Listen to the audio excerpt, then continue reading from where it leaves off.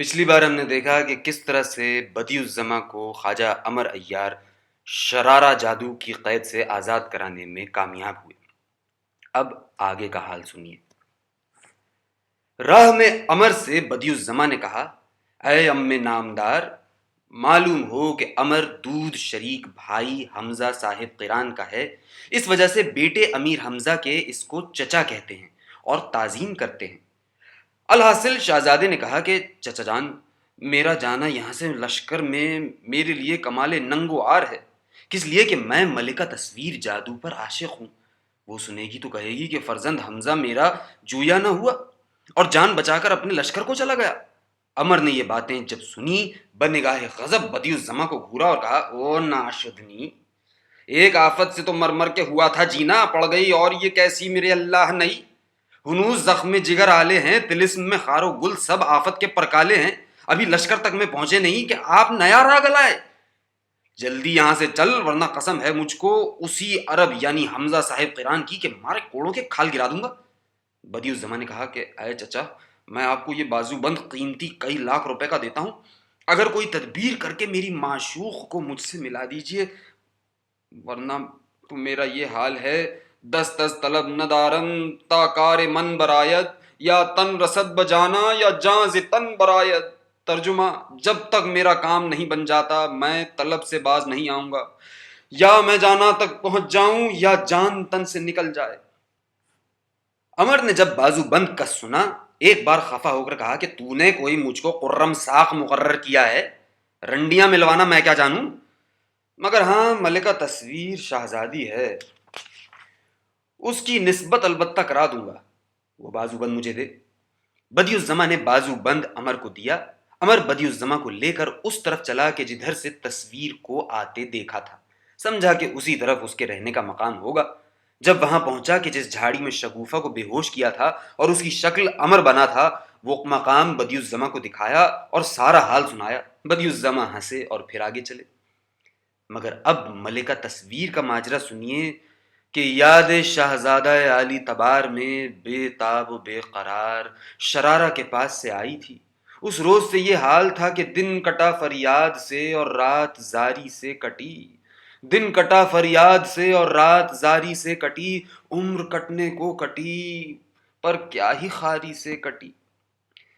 تصویر خیالی شہزادے کی لوح سینے پر کندہ تھی، نام کی بدی الزماں کے رٹ دل کو لگی تھی کہ ہوں تصور میں تیرے صورت تصویر گلی، جسم بے حس ہے میرا پیکرے بے جاں کی طرح۔ جب یہ حال ملکہ کا کنیزوں انیسوں جلیسوں نے دیکھا، با اسرار ماجرائے عشق استفسار کیا کہ واری کہاں دل لگایا، کس ظالم جفاکار نے حضور کا یہ حال بنایا کہ آنکھوں میں تری حواس میں ابتری ہے، روز بروز بدتری ہے، ہم سے تو بتلائیے کہ اس کی تدبیر کریں اور اس کو آپ تک پہنچائیں۔ ملکہ نے کہا، درد اپنا لادوا ہے، اس کے علاج میں بیکار مسیحا ہے، ہم تو کہتے تھے کہ ناداں ہے جو دل کو دیوے، دیکھیں تو چھین لے دل ہم سے وہ کون ایسا ہے، اب اسی شخص کے ہے زیر قدم سر اپنا، سچ کہا ہے کہ بڑے بول کا سر نیچا ہے۔ انیسوں نے کہا، اے ملکہ عالم قربانت شویم، آپ چاہے خوش ہوں یا ناراض، مگر حضور نے سچ تو یہ ہے کہ جب سے اس قیدی کو دیکھا ہے حال اپنا غیر کیا ہے۔ ایک بولی کہ بوا، وہ مردوا بھی ایسا سجدار نکیلا حسین معجبین ہے کہ ملکہ پر کیا موقوف، میرا بھی اپنے دیدوں کی قسم عجب حال ہے، جب سے اسے دیکھا ہے اسی کی زلف گراگیر میں دل الجھا ہے، سودا ہو گیا، راتوں کو نیند نہیں آتی ہے، وہی صورت دیکھنے کو طبیعت چاہتی ہے۔ جب تصویر نے یہ کلمات محبت آمیز کنیزوں اور انیسوں سے سنے، اس وقت اپنے حال سے انہیں آگاہ کیا اور حکم دیا کہ تم بزور سحر کبوتر اور فاختہ کی شکل بن کر جاؤ، شرارہ کے باغ کے گرد ٹھہرو اور جو کیفیت وہاں گزرے اس سے مجھے مطلع کرو۔ غرض ایک روز کنیزوں نے آ کر عمر کے گرفتاری کی خبر سنائی کہ بی بی عمر جو شگوفہ بنا ہوا تھا وہ پکڑ لیا گیا۔ ملکہ نے کمال حال اپنا تباہ کیا، اس رنج میں تھی کہ دوسرے دن خبر مرگ شرارہ کی پہنچی۔ اس وقت وہ لالا و گل کی طرح کھلکھلا کر ہنسی اور کنیزوں سے کہا، اب شہزادہ چھوٹ کر لشکر کو جائے گا، تم جا کر اسے یہاں لے آؤ، طالب کو مطلوب سے ملاؤ۔ کنیزیں اس طرف سے چلیں اور امر اس طرف سے لیے ہوئے بدی الزما کو آتا تھا کہ یکایک دیکھا 5-4 عورتیں کم سن، سراپا غرق دریائے جواہر، مانگ میں سر کے سیندور بھرا، نہیں ہے مانگ میں سیندور کی یہ سیدھی لکیر، سپر پہ رکھی ہے قاتل نے خوں بھری شمشیر۔ نازنینان حور مثال، پری تمثال، آپس میں خوش فیلیاں کرتیں، ناز و انداز سے قدم دھرتیں آتی ہیں، ایک ایک اس میں شوخ دیدہ تھی، پردہ ناموس کا دریدہ تھی، ایسی بے چین و ایسی گرما گرم، برق و سیماب کو بھی آوے شرم۔ قریب مرکب شہزادہ عالی وقار آ کر دست ادب باندھ کر تسلیم بجا لائیں اور عرض کیا کہ ہماری شہزادی یعنی ملکہ تصویر جادو نے بعد سلام شوق عرض کیا ہے کہ اگر حرج کار متصور نہ ہو تو 2 گھڑی کے لیے ہمارے باغ میں قدم رنجہ فرمائیے، یہاں تشریف لا کر دل بہلائیے، بعد لمحے کے چلے جائیے گا۔ امر نے یہ سن کر تجاہل کر کے کہا کہ ہم جادوگرنیوں کو منہ نہیں لگاتے اور ان سے لوٹا بھی نہیں اٹھواتے۔ ان عورتوں نے امر کی طرف بھیانک ہو کر دیکھا کہ ایک شخص دبلا پتلا سوکھا سا یہ کلام کرتا ہے۔ وہ تو شوخ مزاج تھیں، امر پر پھپتیاں کہنا شروع کیں۔ ایک نے کہا بوا یہ تو مرچیا جن ہے، دوسری بولی مٹھیا دیو معلوم ہوتا ہے، تیسری نے کہا میں تو جانتی ہوں بن مانس ہے۔ امر نے کہا میں وہ مرچیا جن ہوں کہ سب کو تتیا کا ناچ نچا دوں گا۔ بدی الزماں نے کہا خواجہ کیا حرج ہے، چلو یہاں بھی ہوتے چلیں اور اس شہزادی سے ملاقات کر لیں۔ امر نے کہا جہاں تو نے کسی رنڈی کا پیام سنا بس ریچھ کر لٹو ہوا، دیکھ تو چل کے حمزہ سے کیسا تجھے ٹھیک بنواتا ہوں۔ غرض یہ باتیں کرتے ہوئے ان کنیزوں کے ساتھ چلے اور قریب باغ تصویر پہنچے۔ ایک عورت نے ان میں سے بڑھ کر ملکہ کو شہزادے کے آنے کی خبر پہنچائی۔ تصویر نے حکم دیا کہ باغ کو آراستہ کرو، سامان عیش و عشرت مہیا کرو۔ بس جلد جلد فراشوں نے مکان میں فرش قاقم و دیبا بچھایا اور سب طرح کا اسباب ملوکانہ عیش و راحت کا موجود کر دیا۔ ملکہ در باغ پر انتظار میں شہزادے کے آ کر کھڑی ہوئی کہ سامنے سے سواری اس نہال حدیقہ صاحب قرانی کی پیدا ہوئی اور تصویر جادو کو دیکھ کر شہزادہ گھوڑے سے اترا۔ کنیزان ملکہ نے گھوڑا لے جا کر ایک جگہ بندھوا دیا، امر بھی ساتھ ہے۔ بدی الزماں جب قریب دروازہ باغ کے آیا، تصویر جادو کو نرگس آسا چشم براہ انتظار پایا۔ اس وقت عجب تجمل و شان سے ملکہ آنچل پلو کا دوپٹہ اوڑھے، پائجامہ بوٹے دار اطلس کا پہنے، زر و زیور سے آراستہ تھی۔ بت میں اللہ کی قدرت کا تماشا دیکھا، بت میں اللہ کی قدرت کا تماشا دیکھا، وہ تجلی تھی کہ موسیٰ کے بھی اڑ جائیں ہوش، غرق دریائے جواہر میں قدم سے تا فرق، زیور نور و صفا زیب بدن گوہر پوش، وہ جبیں جس کی محبت کا دل بدر میں داغ، خم ابرو وہ کہ جس کا مہ نو حلقہ بگوش، حلقہ چشم سیاہ یا در مے خانہ ناز، مردمک آنکھ میں یا مغ بچے بادہ فروش، روئے تاباں تھا کہ میری شب امید کی صبح، میرے تالے کی رسائی تھی کہ گیسو سرے دوش، حور آئیں و قمر طلع تو آئی نہ جمال، نسترن پے کرو شمشاد قدو گلگوں پوش، کبھی غمزہ کبھی عشوہ کبھی شوخی کبھی شرم، بے حجابانہ گہے جلوہ نما گہرو پوش، جنبش لب کا ارادہ تھا کہ کچھ بات کرے، نازکی کا یہ اشارہ تھا کہ بس بس خاموش۔ بس وہ نازنین خواصوں کے کاندھے پر ہاتھ رکھے آگے بڑھی اور مسکرا کر بدی الزماں کے ہاتھ میں ہاتھ ڈال دیا اور بمنت عرض کیا کہ اے شہزادہ کامگار، آپ نے اس کنیز بے تمیز کو سرفراز کیا، زہے فخر و افتخار میرا کہ آپ تشریف لائے، اے آمدنت اگر خبر داشت میں، در رہ گزرت گلے سمن کاشت میں، نہ گزاشت میں کہ پانہی بر سر خاک، خاک قدمت بدیدہ برداشت میں۔ ترجمہ اے محبوب اگر تیرے آنے کی مجھے خبر ہوتی تو تیری راہ میں گلے سمن بچھا دیتا، میں ہرگز تجھے زمین پر پاؤں نہ رکھنے دیتا بلکہ تیرے قدموں کی خاک کو اپنی آنکھوں سے اٹھا لیتا۔ شہزادے نے کہا کہ اے ملکہ میرا بھی تمہاری محبت میں یہ حال ہے کہ مارا ز خاک کویت پیراہ نست برتن، آہم ز اشک حسرت صد چاک تاب دامن، ترجمہ: تیرے کوچے کی خاک ہمارے جسم کا لباس ہے، لیکن وہ بھی اشک حسرت سے دامن تک چاک چاک ہے۔ اس جامع المتفرقین نے تم سے مجھے ملایا۔ یہ باتیں کرتے ہوئے وہ گل و بلبل داخل باغ ہوئے۔ شہزادے نے دیکھا کہ یہ گلشن نگاری رشک دہ ریاض رضواں ہے، نہایت سرسبز و شاداب گلستاں ہے۔ درختوں کی سرسبزی و شادابی و سنبلائے چرخ اخضر پر تانا زن ہے۔ سبزہ غیرت بخش سبزہ گوش شاہدان پرفن ہے۔ جوش بہار سے یہ حال ہے، عجب نہیں جو اسی وقت ہوئے زمزمہ سنج، شبیہ مرغ چمن گر کشند بر دیوار۔ چمن کو دیکھ کے دیکھو اگر بدن اپنا، نظر پڑیں پرے طاؤس کے سے نقش و نگار۔ ہوا نے قوت بالیدگی یہ بخشی ہے کہ نخل یک شبہ پہنچے ہے تا سرے دیوار۔ ہر ایک شگوفے نے ہے اپنا عطرداں کھولا، ہر ایک شگوفے نے ہے اپنا عطرداں کھولا، شمیم گل کا ہے دوش نسیم پر انبار۔ اگرچہ سرو روانہ نہیں ہے گلشن میں، اگرچہ سرو روانہ نہیں ہے گلشن میں، پر اس کا عکس تو آب رواں پہ ہے سیار۔ ہے نہر میں حلبی آئینے کی خاصیت، سو دیکھتے ہیں جوانان باغ اپنا اظہار۔ گل و ثمر سے درختوں کو دیکھ کر سبز کہے ہے پنجہ دستے دعا اٹھا کے چنار۔ میں بے ثمر ہوں مجھے بھی ثمر عطا کیجے، الہی حرمت فیض ہوا و فصل بہار۔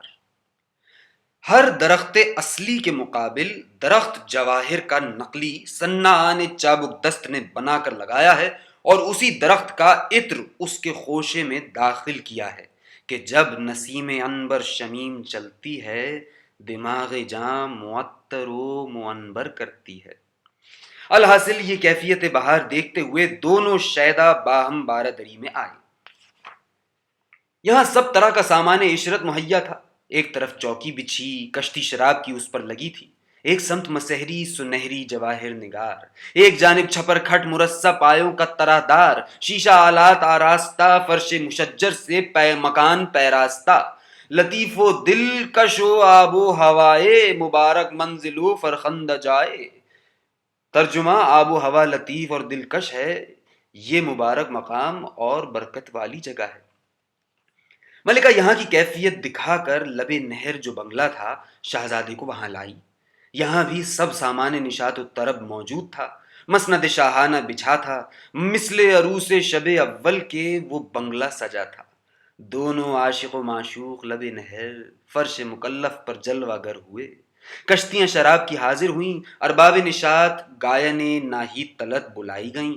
ملکہ پہلو میں اور امر روبرو بدیع الزماں کے دونوں بیٹھے۔ امر نے مضحکہ کرنا شروع کیا کہ اے بدیع الزماں، یہ عورت تو دیکھ کیسی بدصورت ہے کہ آنکھ میں بامنی اور سر میں بال خورا رکھتی ہے۔ تصویر یہ باتیں سن کر کھسیانی ہوئی۔ بدیع الزماں نے کہا کہ اے ملکہ، یہ مرد صاحب طمع ہے، اگر اس کو کچھ انعام دو ابھی یہ تمہاری تعریف کرنے لگے۔ ملکہ نے ایک صندوقچہ پر از زر و گوہر منگا کر امر کو دیا۔ امر نے کہا اے بدیع الزماں، کیوں نہ ہو، آخر پھر یہ شہزادی ہے، کیا تو خوش قسمت ہے کہ اس کا ہم پہلو ہے۔ بدیع الزماں نے کہا کیوں ملکہ، دیکھا اب میری مذمت اس نے شروع کی۔ سب امر کی باتوں پر ہنسنے لگے، اور ملکہ نے جام شراب سے بھر کر شہزادے کو دیا اور کہا اے شہریار، یہ بادہ محبت ہے، اسے نوش فرمائیے۔ الا یا ایھا الساقی ادراک سوں و ناولھا، کہ عشق آسان نمود اول ولے افتاد مشکل ہا۔ ترجمہ: اے ساقی، پیالے کا دور چلا اور بس پلائے جا، کیونکہ ابتدا میں تو عشق آسان نظر آیا لیکن پھر بے شمار مشکلیں آن پڑیں۔ شہزادے نے کہا کہ اے بلبل گلستان خوبی، تم ساحرہ ہو اور میں مسلمان ہوں، ببیں تفاوت رے از کجاست تا به کجا، ذرا راستے کا فرق دیکھو کہ کہاں سے کہاں تک ہے۔ میری آپ کی صحبت براری مشکل ہے، اگر سحر سے توبہ کرو تو البتہ میں شریک بزم ہوں اور تمہاری اطاعت میں تمام عمر بسر کروں۔ ملکہ نے کہا اے شہریار، میں سحر نہیں جانتی ہوں، کس لیے کہ ابھی کم سن ہوں، سیکھا نہیں، ناز و نعم میں اوقات صرف کی ہے، مگر اب آپ کے دین کو اختیار کرتی ہوں، اور میرا تو یہ مقولہ ہے کافر عشقم مسلمانی مرا درکار نیست، کافر عشقم مسلمانی مرا درکار نیست، ہر رگے من تار گشتہ حاجت زنار نیست۔ مطلب یہ کہ میں عشق کا کافر ہوں، مجھے مسلمان ہونے کی ضرورت نہیں، میری ہر رگ ڈور بن گئی ہے، مجھے زنار کی حاجت نہیں۔ الحاصل ملکہ نے اسلام قبول کیا، پھر تو دور جام دما دم اور پے در پے چلنے لگا۔ ہر دم زبان پر یہ جاری تھا، ساقیا برخیز درد جام را، خاک بر سر کن غم ایام را، کہ اے ساقی اٹھ اور جام دے اور غم روزگار کے سر پر خاک ڈال۔ رقاصوں نے مجرا کرنا شروع کیا کہ مغنی چنگ عشرت ساز کر دے، نوائے خرمی آغاز کر دے۔ مغنی نے عشرت کا ساز درست کیا اور خوشی و خرمی کا نغمہ گانا شروع کیا۔ عمر نے اس وقت تمسخر کرنا آغاز کیا۔ مقراض زنبیل سے نکال کے 2 انگلیوں میں اس طرح چھپا لی کہ ثابت نہ ہو، اور رقاصہ کے پیچھے جا کر اس سبوکی سے پشواز کاٹی کہ معلوم نہ ہوا۔ جب رقاصہ نے ہنگامے رقص گردش کی، پیچھے سے بالکل برہنہ تھی۔ اہل محفل نے ہنسنا شروع کیا، وہ رقاصہ گھبرائی، مگر عمر نے بچالاکی دوسری بار آگے سے بھی پشواز کاٹ لی۔ اب آگے پیچھے سب طرف سے ننگی تھی۔ شہزادی نے کہا، ارے کمبخت ننگی ناچتی ہے۔ اس نے جو آگے دیکھا شرم کے مارے بیٹھ گئی۔ سب نے قہقہا مارا اور بدیع الزماں نے کہا کہ یہ کام عمر کا ہے۔ ملکہ بہت ہنسی اور رقاصہ عمر کو گالیاں دینے لگی۔ خلاصہ کلام اسی طرح شہزادہ عالی مقام ہمراہ ملکہ گل اندام مصروف بعیش و آرام تھا کہ فلک تفرقہ پرداز و گردون شعبدہ باز کو اس صحبت پر رشک آیا کہ یہ 2 دل کو یکجا بٹھاتا نہیں، کہ یہ 2 دل کو یکجا بٹھاتا نہیں، کسی کا اسے وصل بھاتا نہیں۔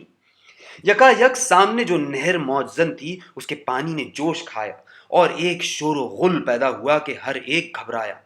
بعد لمحے کے سب نے دیکھا کہ پانی کے اندر سے ایک دیو بشکل محیب نکلا، ہاتھ میں چقماق چادر لیے تھا، اور اس دیو ناپاک نے بدیع الزماں کو للکارا کہ باش باش اے پسر حمزہ، کہ گزارین کے از دست من زندے و سلامت بدر روئے۔ مطلب یہ کیا ہے، حمزہ کے بیٹے ذرا سن، ہم نے کب کہا کہ تو ہمارے ہاتھ سے زندہ اور سلامت نکل جائے گا؟ بدیع الزماں نے ملکہ کو اپنی پشت پر کر لیا اور آپ سینہ سپر ہو کر اٹھ کر ڈانٹا کہ او نابکار، ادھر آ کہ تو میرا شکار ہے۔ اس دیو نے چقماق چادر چرخ دے کر سر پر شہزادے کے لگائی۔ شہزادے نے پینترا بدل کے خالی دی اور ایک ہاتھ تیغے کا مارا کہ وہ دیو 2 پرکالے ہوا، لیکن جب 2 ٹکڑے ہو کر وہ زمین پر گرا، وہ دونوں ٹکڑے اس کے جسم کے تڑپ کر اسی نہر میں جا گرے، اور ایک ساتھ کے بعد وہی دیو پھر زندہ ہو کے نکلا اور بدیع الزماں پر حملہ ور ہوا۔ بدیع الزماں نے اس کے حملے کو رد کر کے پھر تلوار سے 2 ٹکڑے کیا، پھر وہ تڑپ کے دونوں ٹکڑے نہر میں گرے اور دیو زندہ ہو کر باہر آیا اور اس نے بدیع الزماں کا مقابلہ کیا۔ جب یہ ہنگامہ ملکہ کی وزیر زادی نیرنگ جادو نے دیکھا، ملکہ تصویر جادو سے کہا، واری جاؤں، یہ دیو 7 بار اسی طرح سے نکلے گا اور قتل ہوگا، اور 8ویں مرتبہ جو زندہ ہو کر نکلے گا پھر قتل نہ ہو سکے گا اور شہزادے کے دشمنوں کو پکڑ لے گا۔ ملکہ نے کہا، اے نیرنگ، تجھے اس کے قتل ہونے کی تدبیر معلوم ہو تو بتلا دے۔ نیرنگ جادو نے کہا، میں اتنا جانتی ہوں کہ اس دیو کو شرارہ جادو نے آپ کی حفاظت کے لیے یہاں تعین کیا تھا، اور اس کے مرنے کے لیے ایک کمان اور 3 تیر سحر سے بنا کر اسی باغ کی کوٹھڑی میں رکھ دیے تھے۔ پس اگر اس کمان میں وہی تیر پیوستہ کر کے کوئی اس پر لگائے، اگر وہ تیر اس پر پڑے گا یہ مارا جائے گا، اور اگر تیر نہ پڑے دوسرا لگائے، دوسرا نہ پڑے تیسرا لگائے کہ یہ ہلاک ہو، اور اگر تینوں تیر خالی جائیں گے تو پھر یہ کسی طرح مارا نہ جائے گا۔ یہ باتیں سن کر ملکہ نے کہا، وہ کوٹھڑی کہاں ہے؟ نیرنگ نے کہا، شرارہ نے اس کوٹری کو سحر کر کے نظر مردم سے پوشیدہ کر دیا تھا، مگر اب شرارہ جادو مر گئی ہے، اس کا سحر بھی دفع ہو گیا ہوگا، یقین ہے کہ وہ کوٹری دکھلائی دے گی۔ حضور اندر 12 دری کے میرے ساتھ چلیے کہ میں تلاش کروں۔ تصویر جادو ہمراہ نیرنگ جادو کے 12 دری میں آئی، دیکھا تو حقیقت میں وہ کوٹری جس کو کبھی نہ دیکھا تھا یہاں موجود ہے۔ خوش ہو کر اس کو کھولا اور اندر جا کر دیکھا تو ایک کمان اور 3 تیر رکھے ہیں۔ اس کمان اور تیروں کو ملکہ لے کر دوڑی۔ یہاں بدیع الزماں 5ویں بار ہے کہ اس دیو سے مقابل ہو کر اسے قتل کر چکا تھا اور ٹکڑے اس کے بدن کے نہر میں گرے تھے۔ ابھی ہنوز زندہ ہو کر نہر سے باہر نہ نکلا تھا کہ تصویر جادو نے وہ کمان اور تیر لا کر دیے اور کہا، اب جو وہ دیو نکلے تو ان تیروں سے اسے قتل کیجیے۔ بدیع الزماں تیر بہر کمان میں پیوستہ کر کے منتظر نکلنے اس دیو کا ہوا کہ پھر وہ دیو حوض سے باہر آیا اور شہزادے کی طرف لپکا۔ بدیع الزماں نے تیر اس کے سینے کو تاک کر مارا، بقدرت قادر بے چون پہلا ہی تیر ہدف مراد پر بیٹھا اور اس کے تودہ پشت سے پار گزرا کہ دیو چکر کھا کر زمین پر گرا، اور جہاں تیر جسم پر لگا تھا وہاں سے ایک شعلہ آتش نکلا کہ اس کے سارے بدن کو جلا کر راکھ کر دیا۔ ایک شور و غوغا برپا ہوا، بعد تھوڑی دیر کی آواز آئی کہ کشتی محافظ جادورا۔ اس وقت بدیع الزماں نے سجدہ شکر بدرگاہ قاضی الحاجات ادا کیا اور ملکہ کو تسکین و دلاسا دیا، مگر امر نے جس وقت سے کہ وہ دیو نکلا تھا گلی میں عیاری کو اوڑھ لیا تھا اور اپنے تئیں پوشیدہ کیا تھا کہ اے امر، بدیع الزماں جانے اور ملکہ جانے یہ کمبخت آپ سے آ کر اس بلا میں گرفتار ہوا، ورنہ تو چھڑا کر اب تک لشکر میں بھی پہنچا دیتا۔ اب جا کر حمزہ سے کہہ دینا کہ لونڈا تیرا خراب ہو گیا اور سب حال بیان کرنا۔ غرض جب وہ دیو مارا گیا امر نے اپنے تئیں ظاہر کیا اور کہا، او ناشدنی، خبردار، اب یہاں نہ ٹھہرنا، جلدی چل ورنہ کوئی اور آفت آیا چاہتی ہے۔ بدیع الزماں نے کہا، اے تصویر جادو، اب میں رخصت ہوتا ہوں۔ تصویر جادو نے کہا، میں بھی آپ کے ساتھ چلتی ہوں، یہاں رہ کر کیا کروں گی؟ یہ سب خبریں جب افراسیاب کو آپ کے حالات کی پہنچیں گی تو میں مار ڈالی جاؤں گی۔ اس وقت بدیع الزماں نے خواصوں سے اپنا گھوڑا منگایا اور اس پر ملکہ کو بھی سوار کیا اور خود بھی سوار ہوا اور خواصوں سے کہا، تم ملازم ہو، تم سے کوئی مزاحم نہ ہوگا، بعد ہمارے چلے جانے کے تمہارا جدھر جی چاہے چلی جانا، ہاں یا ہمارے لشکر میں کوہ عقیق گلزار سلیمانی کی طرف آنا۔ یہ کہہ کر مائے امر باغ سے نکل کر لشکر اسلام کی طرف کا راستہ لیا۔ اب ذرا احوال افراسیاب سنیے کہ باغ سیب میں منتظر بیٹھا تھا کہ سر امر کا شرارہ جادو کے پاس سے آتا ہوگا کہ یکایک بگول لاش کو شرارہ کی چکر دیتے ہوئے باغ سیب میں لائے اور بیروں نے اس کے صدا دی کہ اے شہنشاہ ساحران، شرارہ ماری گئی۔ افراسیاب یہ سنتے ہی غضبناک ہوا اور کتاب سامری کو اٹھا کر دیکھا کہ شرارہ کا قاتل اب کہاں ہے، اور بدیع الزماں جو قید میں شرارہ کے تھا چھوٹ کر کدھر گیا۔ اس کتاب میں معلوم ہوا کہ امر نے شرارہ کو مارا اور بدیع الزماں اور امر دونوں باغ میں تصویر کے پہنچے اور بدیع الزماں نے محافظ جادو کو مارا۔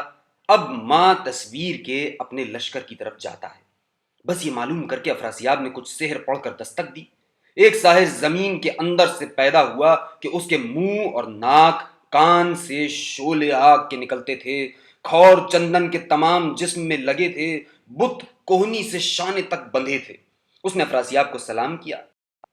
افراسیاب نے کہا، اے اژدر جادو، جلد جا، بدیع الزماں اور تصویر جادو دونوں ماں امر کے لشکر اسلام کی طرف جاتے ہیں، انہیں گرفتار کر کے زندہ خانہ طلسم میں لے جا کر مقید کر، اور امر کو نہ گرفتار کرنا، وہ جا کر حمزہ کو اس حال کی خبر دے گا اور حمزہ ڈر کے ادھر آنے کا ارادہ نہ کرے گا۔